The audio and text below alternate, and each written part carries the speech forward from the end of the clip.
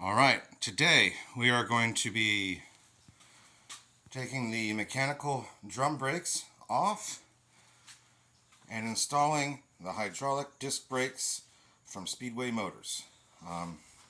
I will be leaving a link on the kits that I purchased so that you can make the same purchase. Let's get started.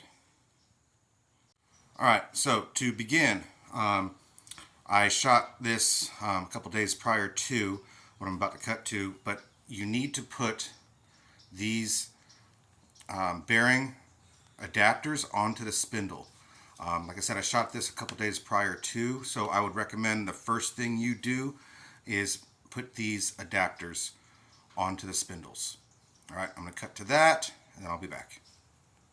Okay, so I'm shooting this first. Hopefully how I transition into this video from doing this job works out perfectly. Anyway, so we got to put the bearing seal adapters onto the spindles. Okay, and this is the bearing seal adapter. If you see that it kind of looks like a top hat, like that's the bottom and that's the top, it's going to go onto the spindle like that. And as you can see right now, it doesn't go on all the way because this part needs to be flush down here. Okay, you can press them on, but there's a easier way to do this. So what I'm going to do is I'm going to heat this part up 450 degrees for 20 minutes because remember, heat expands, and then using my tongs, grab this while it's still hot and slide it on. Okay, and luckily today it's 26 degrees outside right now, so while this is baking, I'm going to have these sit outside and get nice and cold, so this way these can shrink and this can expand. So what you'll need is you need some tongs. I got a tray for when I'm in the kitchen so that in case I drop this I don't damage my floor. I also have the handle to my jack because this way, if this doesn't go on all the way, since it'll be hot, I have a little something that I can put on here to help persuade it all the way down. And so that's what we're going to do. And the reason why I don't want to use a press is this adapter fits just nicely into that bearing. It is just a perfect fit. So I don't want to burr this edge up because then I'll have difficulties getting that into the bearing. So here we go. Okay, got my oven set to 450. Ended up having to get a second baking pan to hold those because the rack would not hold this bearing adapters. So they're going to be sitting in here for 20 minutes. There's my other baking pan. There's my tongs and all that. And got my spindles sitting outside where it's nice and cold. So hopefully this works out good. I'll be back in 20 minutes. You guys will be back in a matter of moments. Okay, so actually 30 minutes had gone by, and I tried the first one before recording the second one, and either this did not get hot enough, or I needed to, regardless, I needed to press it on anyway. So I did press it on. I kind of messed it up a little bit here, but it's not going to affect where the bearing rides. This is where the bearing's going to ride, so that's going to be fine. Because the seal for that bearing is just going to push up against that. Like I said, I use this tool here. I'm going to go ahead and try the second one, and I'll record that. I might have to end up coming back to this tool again to press the second one on. But now the second adapter has been in that oven for an hour now at 450 degrees. So hopefully I don't need to press that one on. All right, wish me luck. Here we go.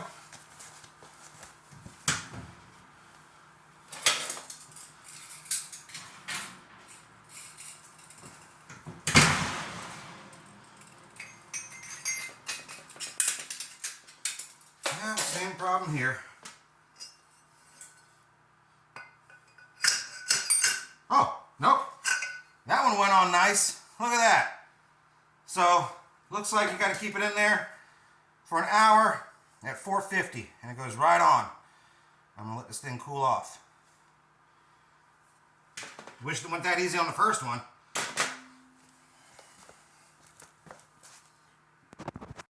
And here we are back. This was the adapter that I had to use the press on to put on. And because it did get a little bit scored, I took a Dremel and I just kind of cleaned it up just to smooth out the areas and all that. I also found out after shooting that video that apparently the heating elements in that oven had gone bad. So the initial time of 450 at 20 minutes probably would have been fine. It just turns out that it took an hour for that oven to get up to full temperature. But really, the longer you keep it in there, the easier it'll go, as you saw with that one.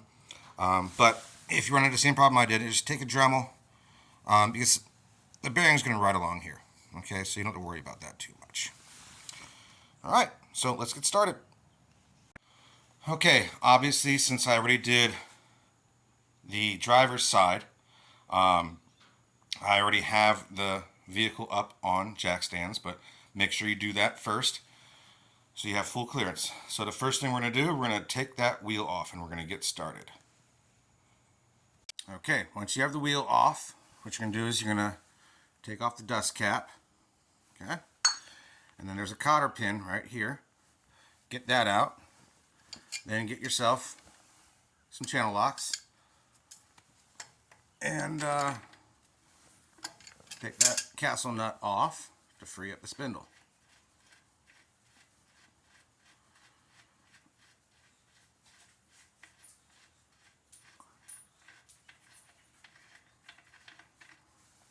Okay, now I'm going to set this down. I'm going to take the drum off and show you what needs to be done next. Okay, drum's off. So what we have to do next, see these 4 bolts? They have to come out. Also, we're going to have to remove this along with this. And the reason why is, and I was hoping I didn't have to do this on the other side, but I found out I had to. So the way these old mechanical brakes worked is there's a rod inside of here in the kingpin that goes all the way down into here, which pushes, this that pushes these brake shoes out. Okay, so you can't get the kingpin out or this backing plate for this drum brake off unless you get that out. So I believe these are 9/16. So I'm going to take the 4 off here. Then you pull this cotter pin, and then this is going to drop out, and then you can pull this entire backing plate with the shoes on out after that. There's also going to be a rod that's going to drop out from the bottom, and that's how you're going to get it out. So I'm going to do all that and then show you everything I was talking about. Okay, I forgot when I did the last side, there's actually one more nut you got to take off. It's this right here, which is attached to this part. You can't get this out until you take that nut off. So I wanted to make sure I'm giving you the proper instructions. You can actually see that brake rod I was talking about right here. Okay, here's that piece with the nut on it right there. Like I said, there's that brake rod. Okay, this is actually what stopped the vehicle. Like I said, they're mechanical brakes. There are no hydraulic lines on these. This is why I'm switching it over to hydraulic brakes and disc brakes. And then you should be left with this, the spindle right here and the kingpin. Next, I'm going to go over the process of getting this out. I can go ahead and start it right now. The first thing you're going to need to do, you're going to need to pull this pin right here. This is what holds that kingpin in place.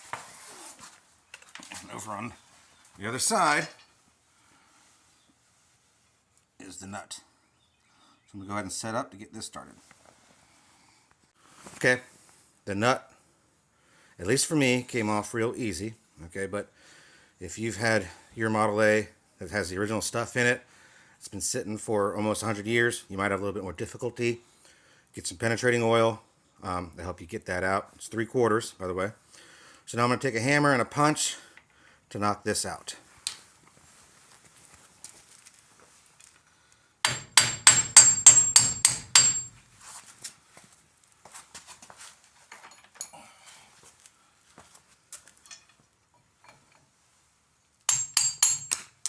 And there it goes.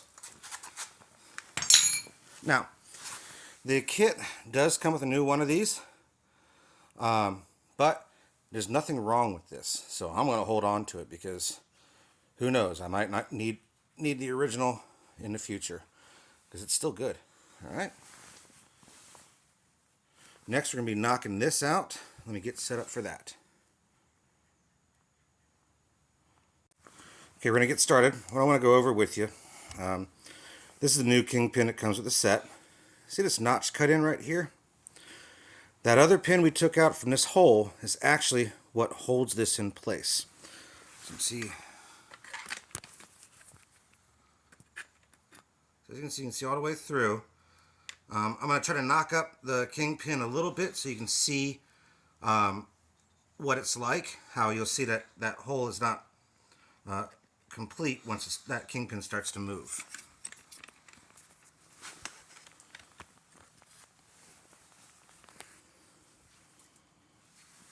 Okay, probably shouldn't do this, but I'm going to take a socket, come up here in the bottom, start.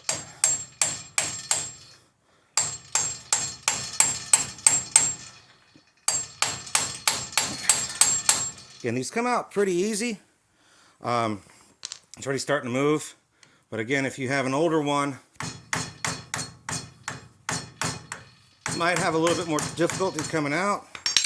Let me go ahead and show you inside there now. That's kind of hard. So you can start to see that kingpin coming up through. All right, let me finish getting this out.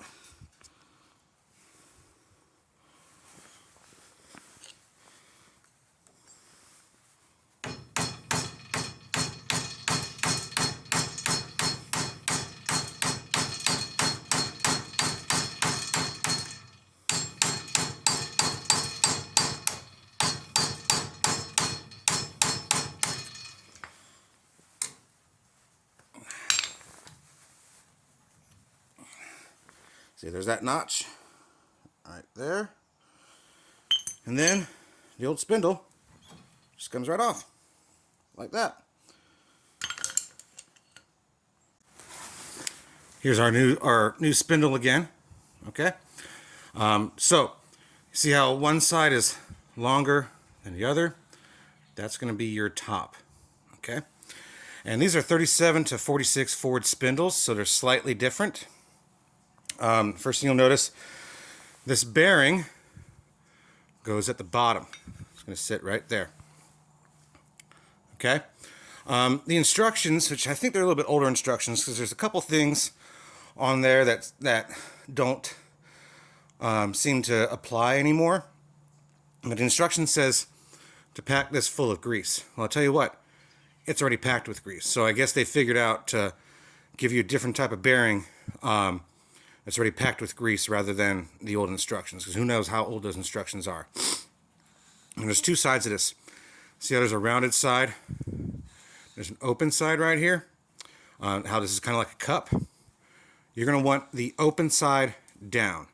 And the reason why is you don't want dirt getting inside that bearing and then settling down inside. So it's going to be open side down, like so. Another thing, the instructions do say you're going to have to put in new bushings for the spindle. But as you can see already, that brass in there, it already has the bushings in there. So you don't even have to worry about that. Okay. It does come with shims, but I can tell you what, on my other side, I didn't need to shim it at all. From what I hear, most of them you don't have to shim them out. What I do recommend though is getting a little bit of penetrating oil in there just to make things move a little smoother. I mean, we are going to be greasing the fittings as well, but just to help get that kingpin in. So you're going to put this on. It's going to kind of hang out right there. Okay. Here's our kingpin. Now remember, when we're putting it in, this needs to go towards that opening. But before we put the kingpin on, it comes with this washer and this felt ring. And as you can see, this washer also is like a cup. It's going to go on there like that. So it's going to go like that. Okay, so I'm going to start putting this in.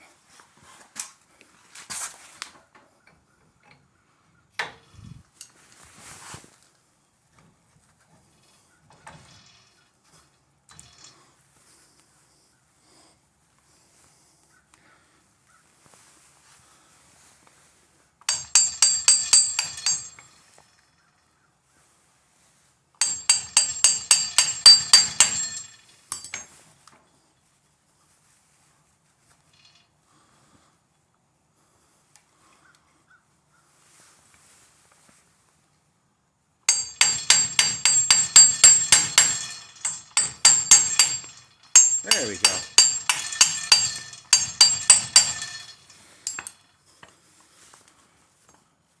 And you want to check the spindle for play. And there's absolutely no play in there whatsoever. So I don't need to put any shims in there. And that notch on that kingpin is lined up just right. Let's get one more tap here. Good there. Here's our new pin to lock it in. The groove side goes towards the kingpin.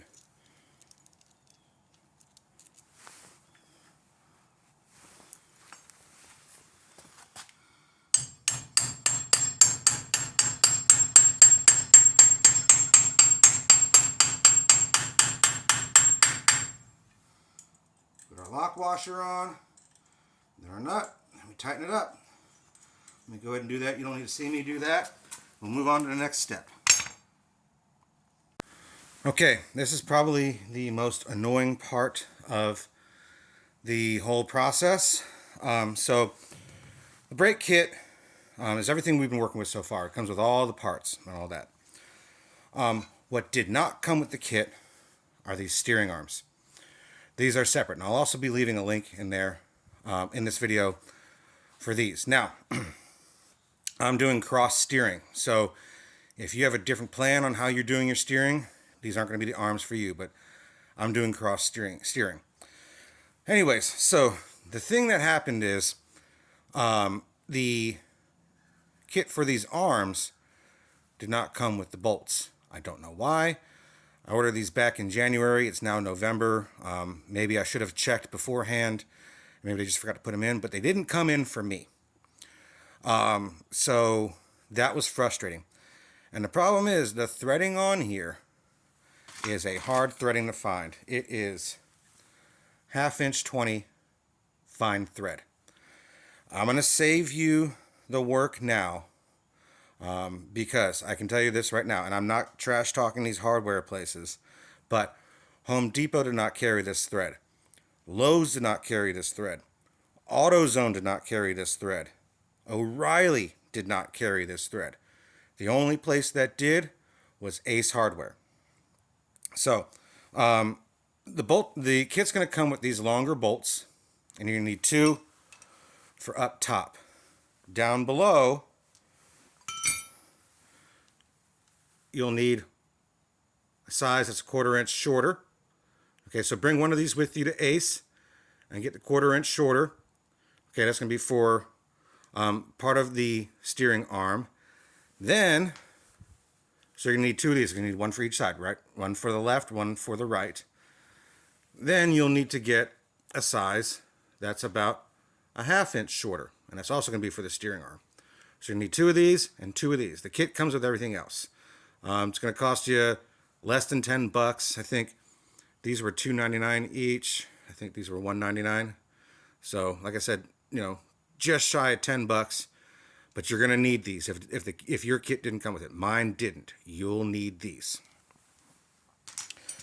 So what we're going to do is we're going to bolt this up right here. But we're only doing a temporary bolt up right now, and I'll get to why.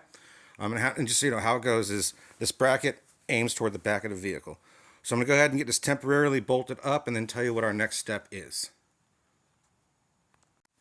So it's just kind of sitting in there right now. And this is why you don't want to fully bolt it in. In fact, I just have the bolts kind of holding this bracket in place right now. Not even, no nuts on it. You see this part of the spindle right here? You have to grind that off. And the reason why is the caliper that comes with this kit is so big, which is good because it'll help you to stop, but it will not clear this part of the spindle.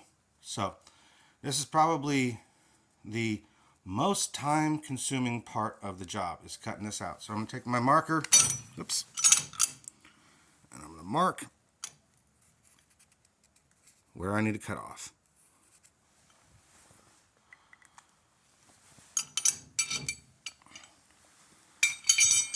I'm going to get my angle grinder and I'm going to start going to work on it.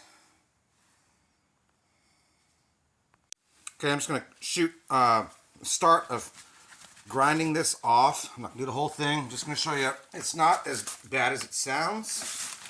It's not as hard as it sounds. So, just get in there, get your safety goggles and your gloves on.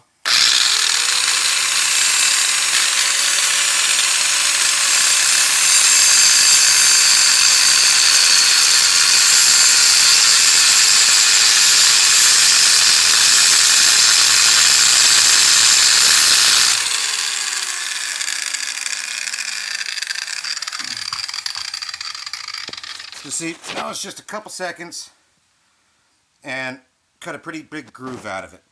So just take a couple minutes and you'll get it out. Alright, I'm going to go ahead and finish this up and we'll move on to the next step. Okay, so see, that didn't take too long. Only about 10 minutes. Make sure you kind of round that off so it's nice and smooth. All that didn't take that long. So now this is where it becomes important as to the size of bolts for this. So the bracket, the top two bolts, you'll want the long ones. I'm going to go ahead and put these in. Okay. I'm going to get these nuts started. Get them on. Then I'll go over the other stuff. I hope my caliper passes that. We'll find out when we test it out.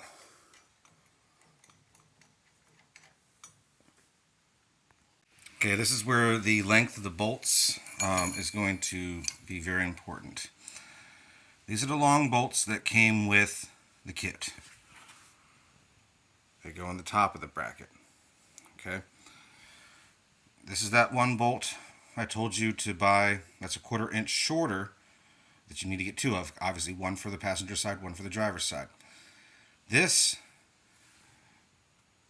is going to go here. Okay. It's going to go into this part of the steering arm. And then that short one that I told you to get. This is going to go here. Let's go into this part. Now, you're also, because I had to do it on the last side, going to have to take your angle grinder and grind a little bit here because that head of that bolt doesn't want to turn right there. You see? And obviously, you can't turn this while it's on there. So, you have to take your grinder and grind that. Okay, there you go. See, you don't have to grind off much, just enough for the head of this bolt to tighten. Okay, you will have to use a wrench to fully tighten it though, because there's no way a socket can get around that. But you can use a socket for these other three. You can see here I got the steering arm over here, like so. Okay, what you're going to do next is pull out your brake caliper and make sure it fits. You know, that both pins go in and that you have the full clearance there off of the rotor. Okay, you're not going to keep this here right now, but you want to make sure it fits before you start working on the spindle. Notice here, this says R. That's for the right side. The left side, driver's side, will say have an L on it. So make sure when you're getting all your parts organized and together that you make sure you set the calipers correct for the right side versus the left side. I'm going to go ahead and take this off. I'm going to start working on the spindle. Sorry, I realized in the previous clip, right after I hit stop, I said spindle. I meant to say rotor. We're going to work on the rotor now. So here's our rotor. Here's the bearing, the inner bearing for it. Now, these rotors come with a race already in it, but you cannot use this race. You're going to have to knock this one out and put the one that came with the bearing in. Okay, so if you've never done this before, it's not as hard as you think. So now, just so you know too, the outer race that can stay in there. For the bearing that comes with the kit, this race is completely fine, but you got to knock out the inner race. Let's see if I can show you how to do it. So if you can take a look down in there, you can see the edge of the race. What you're going to do is you're going to take your punch and you're going to knock all around the side of that. I'm going to try to set up my camera so you can see what I'm doing. Okay, here we go. Like always, a little bit of penetrating oil will help.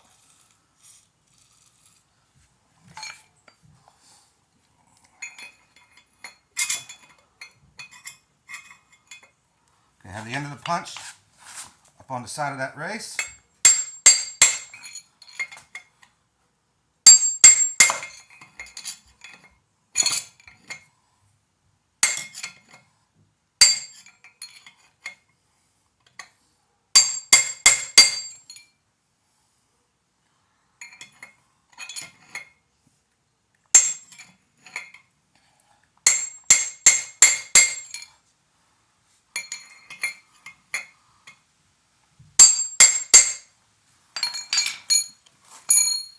And you can see it's starting to come out.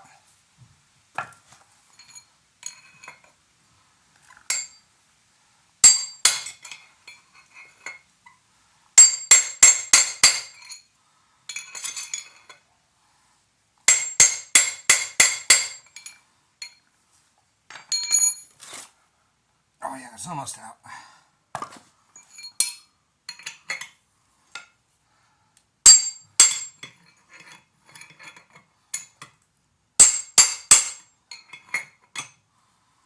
You want to go all around, not just work on one side. And it's out. Okay, we got the old race out. Here's a new race with the bearing. This kit requires you to put this spacer in. Okay? And this just drops in. Nice and easy. Like so. Now what we're going to do, put a little bit of bearing grease in there to make things move a little bit easier for us.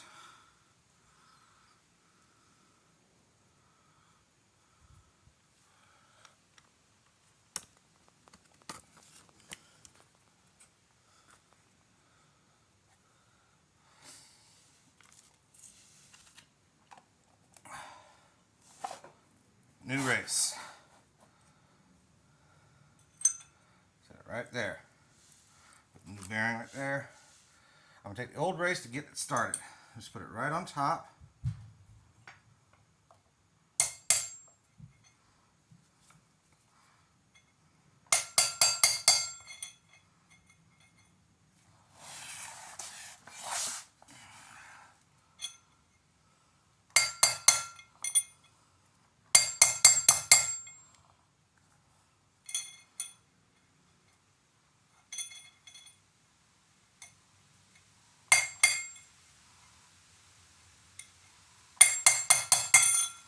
now that it's got started,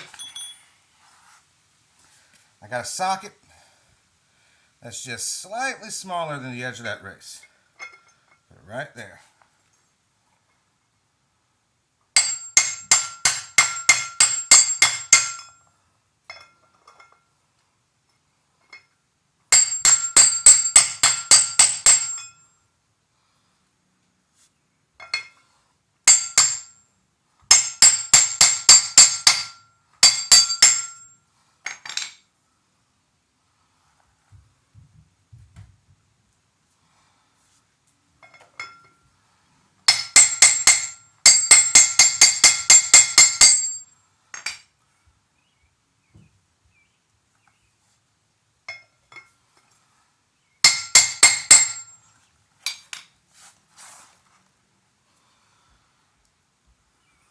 Okay.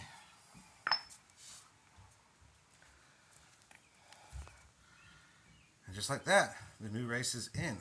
Well, what I'm going to do next, I'm going to go ahead and grease the bearing. It's going to be a little bit hard for me to do that while recording because my hands will be dirty afterwards. But I'll talk about it real quick. So you get the bearing grease in the palm of your hand, and you kind of roll the bearing and shove it into the edge in here, okay, until it packs it up. And you can also shove in that side too, okay? But that's what I'm going to do. I'll cut to that. Okay, so you see, we got the bearing packed, like so. Now, we got to put the seal on.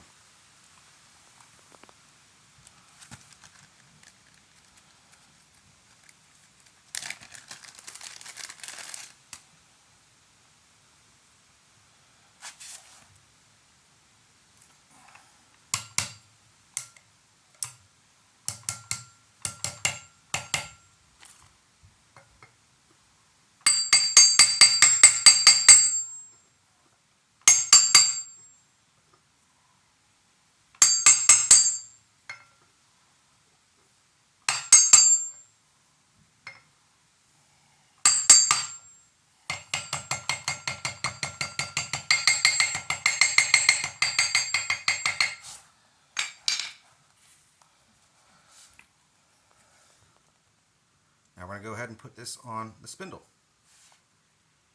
Okay, so it's sitting on the spindle.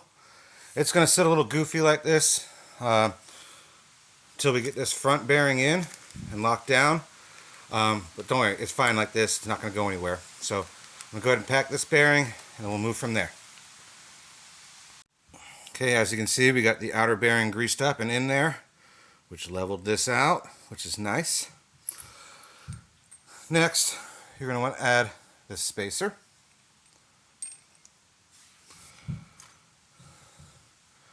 This washer that goes into that groove.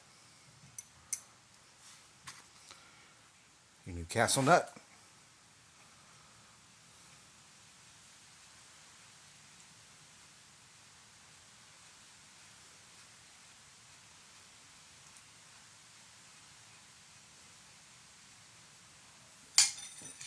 You can grab your channel locks.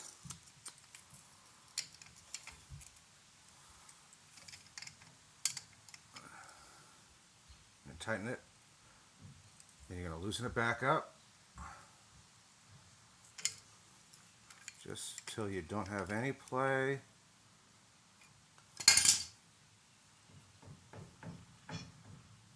And then the holes lined up for our welcome back cotter pin.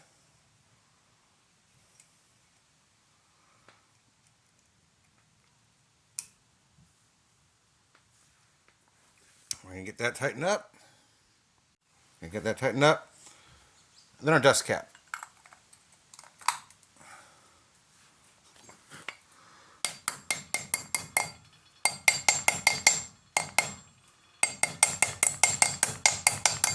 Oh, come on now.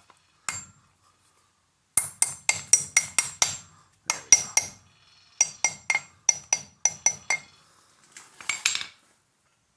go. Look, the rotor spins. Now we're going to do our brake pads and caliper. Okay, I'm going to go ahead and show you these. This is the brake pad that goes on the piston on the caliper. See, it's got these little ears here, okay?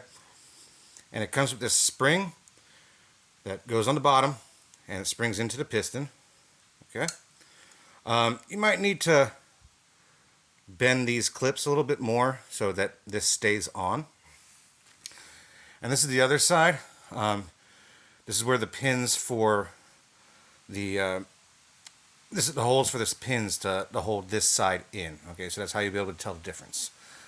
I'm gonna go ahead and get it all installed and not shoot it because this video is long enough as it is, and I can just show you what it looks like afterwards.